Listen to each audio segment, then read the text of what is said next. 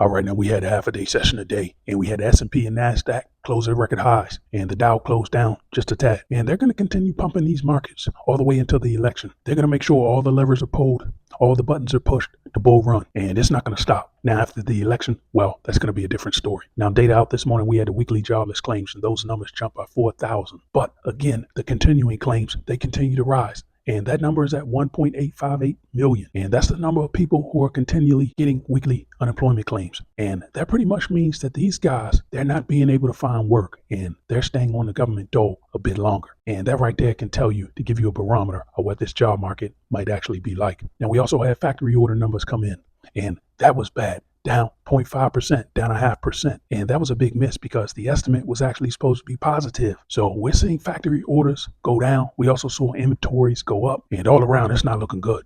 Every financial metric that's coming in is pointing down. Now on to commodities. We have oil slightly up. And looking at these latest hurricane models, many of them are still pointing to that Texas-Louisiana border. And I tell you, if that hurricane hits there next week, oil is going over $90 a barrel. And just for good measure, you might want to top off your tank this weekend, just in case. Now, the big story today, precious metals, they're up big. Gold is up more than $30 an ounce, back over $23.50. And we have silver. Silver's made a big move today, up 4%, up more than $1. Silver's back over $30 an ounce. And we also have platinum and palladium extending their gains from yesterday. And both of those metals are well over $1,000 an ounce. And we also have copper up about 12 cents a pound. Now over to the agricultural commodities. It's pretty quiet over there. Orange juice has given back some of its gains from yesterday. Now Friday, the market will be back open, but it's probably going to be quite volatile. We have the monthly jobs numbers coming out, and that's going to be another barometer, give us another reading of what the Fed is going to do. And as I've said, I don't believe oil is going to allow the Fed to cut rates anytime this year. And in fact, they're going to have to reverse course,